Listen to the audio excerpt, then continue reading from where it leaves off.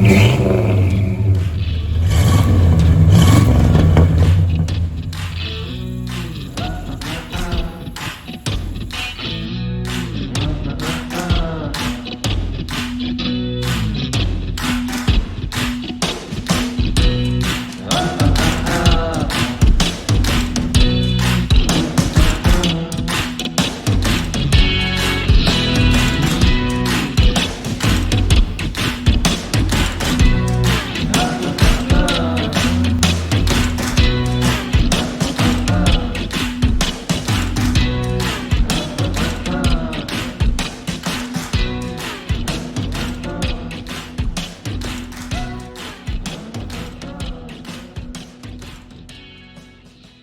wanted to do a video today to talk about my 67 Cadillac a little bit. I've done some videos where I was working on the car, but I never really did much of an overview of the car. So this is 67 Cadillac Coupe. Cadillac Coupe was the cheapest two-door version you could get of a Cadillac. It was a little over $5,000. They made also the Coupe de Ville, which was the same body style. It just had more trim options. Had a different interior, a little more luxurious on the inside. This car had quite a few features of its own.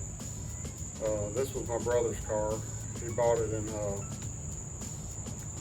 2020, and he passed away last year on October 31st of 2021. Before he passed away, I bought this car from him and decided I'm going to restore it. I worked on the car quite a bit through the winter last year. I haven't worked on it as much in the summer when it's been hot, but I got quite a few things I want to do to it this year. So all 67 Cadillacs had a 429 cubic inch engine, 340 horsepower, and 480 foot-pounds of torque. This car was originally rigid silver with aqua interior, and I think that would be a pretty interesting car to see now. I would like to see it in its original condition. Probably not very many of them still around like that.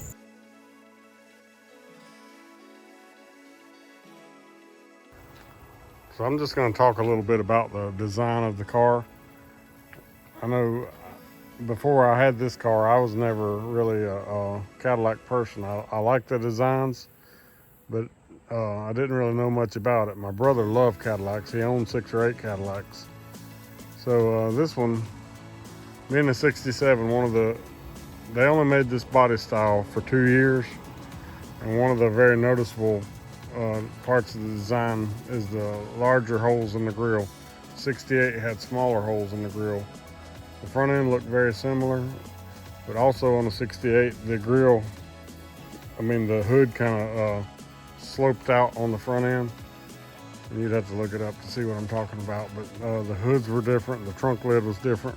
One thing really cool about Cadillac is the way the windshield wipers were. This car in 67 still had the windshield wipers that came up from the middle and went opposite directions. That's kind of different, definitely different than Chevrolet. And the car had the chrome cowl vents, which is kind of a nice looking touch. I'm sure it looked really good when the chrome was all brand new and nice. The car had these cornering lights on it. A lot of your fancier cars had that back then. When you turn on your signal, this light comes on solid and lights up in the direction that you're turning.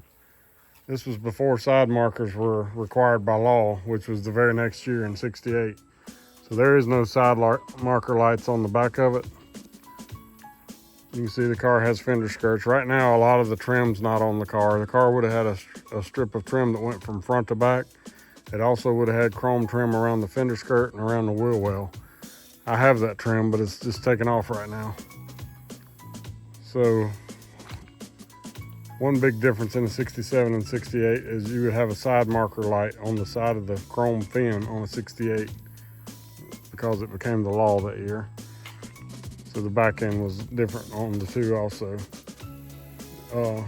What I've noticed is from studying these is where you have these aluminum plates with the little rectangles in it. All of these were the same except for the Fleetwood, and it had a different design there. So under the hood of the car, a lot of things are not original anymore. My brother, when he got it, he had to get a new brake booster and master cylinder and put on there. And somebody at some point painted this engine, or at least painted the valve covers like a copper color. I'll have it all back to the original blue if I stay with the Cadillac engine. I'm still trying to decide what I want to do on that. But the air cleaner's missing. Other than that, it's pretty original under here.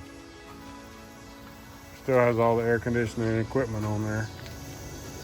But as of right now, none of it works. I want to get it back to working. It's hot here in South Carolina, so I definitely want to get it back to working. See, Cadillac had the tritone horn. I'm assuming they all had it since this car has it. This was the base model. Really huge radiator. Really huge air conditioner coil. Actually has a little radiator for the power steering also.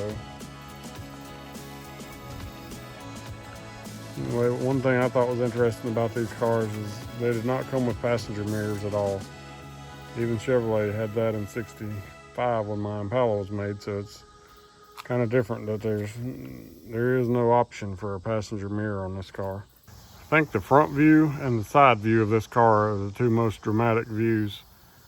The shape of the body is really what drew my brother to seeking out one of these cars. It has just a really awesome side profile, the way the roof is shaped and the way the front end slants forward. It's just a really nice design. And when I first got the car, I really hadn't paid as much attention to it, but the longer I've had it, the more it has grown on me. The design, I think, is a really nice design, and I'll be really excited to continue along with the project. What I've got next coming on it is I've got all the suspension bushings. I'm going to replace all that. One thing I thought was really cool when I got this car, it's different than the Chevrolets. It has a signal indicator on the ends of the front fenders, and it does not have any at all inside the car. So when you're turning, it doesn't really work all that great in the daytime, but at nighttime you can see your signal flashing on the front of the fender. So it's just really cool design-wise. The car also has power antenna, and it works, and I'm sure all the Cadillacs had that since this is the base model. One thing that's interesting on the Calais, the armrest that's in the back seat is actually in there, and when my brother had took it apart, you could see it, but the upholstery didn't include it. It just deleted it. The Coupe de Ville's had armrest in the front and back, so I guess that was one way that Cadillac upsold the Coupe de Ville, was the rear armrest, even though it's physically in the seat. In the interior, you can see that these are the seats the way he upholstered them. I'm going to replace the headliner just to get rid of the wrinkles and sags in it.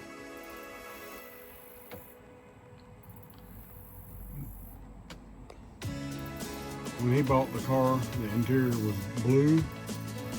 Originally the interior was aqua. Somebody did a really nasty job when they dyed it blue or painted it blue. My brother had already dyed the interior black, and he did a really good job. The door panels and the interior panels on the Calais was different than the Coupe de Ville. The Coupe de Ville had button tuck kind of design along the top edge. These door panels are in really good condition, and I'm probably going to end up keeping them. I have a set of Coupe de Ville door panels and rear panels that are in pretty good shape.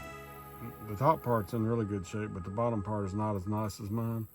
So I'm thinking I'm going to just leave the Calais panels on there since they're so good, and I'll probably sell the Coupe de Ville ones.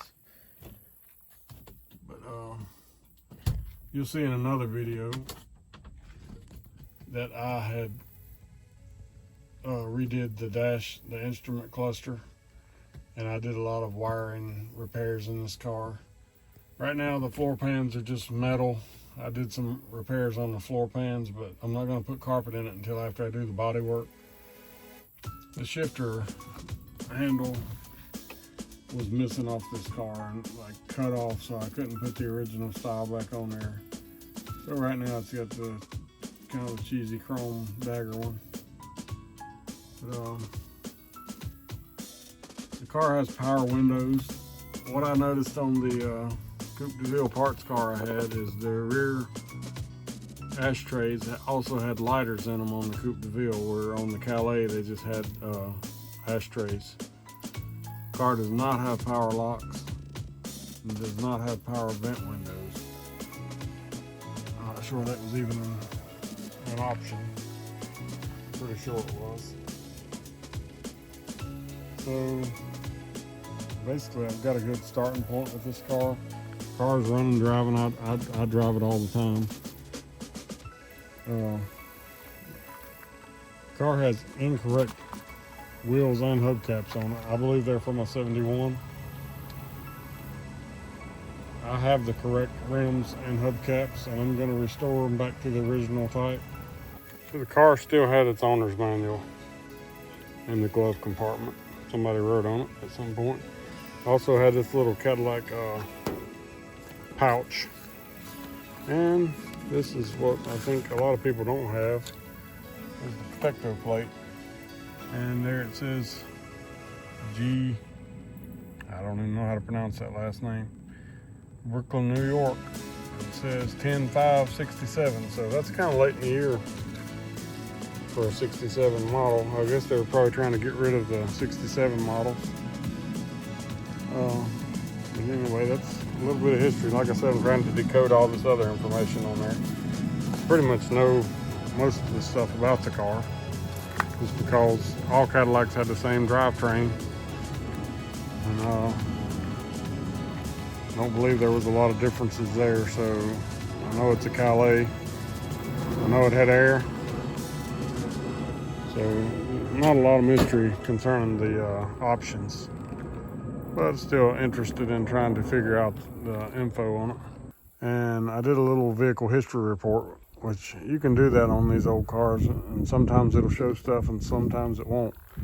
So it showed me the title history all the way back to 2011, which leaves most of the car's history a mystery. But in 2011, the car was in Tennessee, and it had roughly the same miles it had on it when my brother got it. So it hasn't been driven a lot. I've probably driven it more than anybody in the last 10 or 15 years. I drive it quite a bit. The car's pretty reliable and rides pretty good. I drive it a half an hour to work, and I would not hesitate to drive this car 2 or 3 hours. I think it would be fine. According to the vehicle history report, it was in Tennessee in 2011, and it sold twice within a couple days there. And then it went to Kentucky, which is where my brother bought it from, in 2014. And it was sold again in 2016 in Kentucky. And then it came to my brother in February of 2020. So he had the car like a year and a half before he got pancreatic cancer. So what I've got planned to do this winter is, starting in the fall, I'll replace all the suspension components, get the front end aligned, and I also have some sheet metal that I cut out of my parts car. It goes in the trunk floor and it actually mounts to the frame. So, like I said, the car has a lot of sentimental value to me. I really want to get it fixed, kind of in memory of my brother.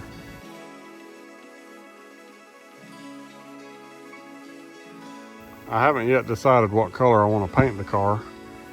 It'd be nice, leave in the comments what you think I should paint the car. It'd be interesting to see what everybody's ideas are on it. I have a few ideas, but we'll see. We'll see. Maybe somebody can give me an idea that I like better than what I got so far. But anyway, please like and subscribe. I appreciate it.